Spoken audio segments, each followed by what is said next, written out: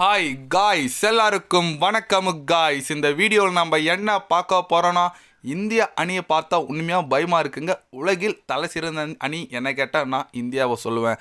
கண்டிப்பாக இங்கிலாந்து எதிராக இந்திய அணி இந்த மாதிரி ஒரு 6 ரன் வித்தியாசத்தில் ஜெயித்தது எனக்கு ரொம்ப ஆச்சரியமாக இருக்குது. கண்டிப்பாக இந்திய அணிக்கு என்னோட வாழ்த்துக்கள் நான் சொல்லிக்கிறேன் அப்படின்னு சொல்லிட்டு, இந்தியா இங்கிலாந்து எதிரான 5வது டெஸ்ட் போட்டி வெறும் 6 ரனில் ஜெயிச்சது குறித்து ஆஸ்திரேலியா அணி கேப்டன் பேட் கமின்ஸ் பார்த்தீங்கன்னா வெற்றி குறித்தும் இங்கிலாந்து தோல்வி குறித்து சில பல கருத்துக்கள், அவரோட கருத்துக்கள் பத்திரிகையாளர் சந்திப்பில் சொல்லியிருக்காரு. அவர் என்ன பேசினார், ஏது பேசினார் சொல்லிட்டு வீடியோ டீட்டெயில்டாக பார்க்கலாம்.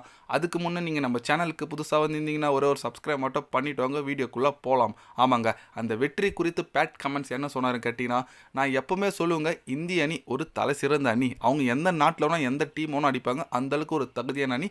கண்டிப்பாக டெஸ்ட் போட்டியை பொறுத்த வரைக்கும் 6 ரனில் ஜெயிக்கிறதுலாம் ரொம்ப ரொம்ப அரிது. இது ரொம்ப ரேராக தான் நடக்கிறது. கண்டிப்பாக இந்திய அணி இதை பண்ணியிருக்குது, நான் மகிழ்ச்சியாக நினைக்கிறேன். அவன் உண்மையாக ஒரு தலை சிறந்த அணி.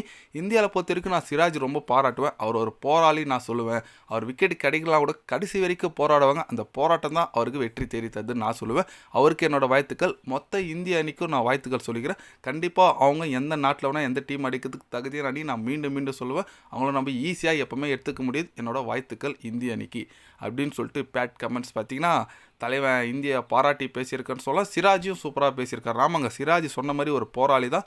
நல்ல ஒரு இந்த சீரீஸில் 5 போட்டியுமே விளையாடின ஒரே ஒரு ஃபாஸ்ட் பவுலர் அவர் தாங்க. ஏன்னா 5 போட்டி பும்ராக்கெலாம் இன்ஜுரி ஆகிடுது அப்படி இப்படின்றாங்க. ஆனால் சிராஜ் பார்த்தீங்கன்னா 5 டெஸ்ட் போட்டி விளையாடி உடம்பு எதுவுமே ஆமாம் கன் மாதிரி இருக்கார். அவர் ஒரு நல்ல ஒரு வேகப்பந்து வீச்சாளருக்கு இந்தியா பொறுத்த வரைக்கும்.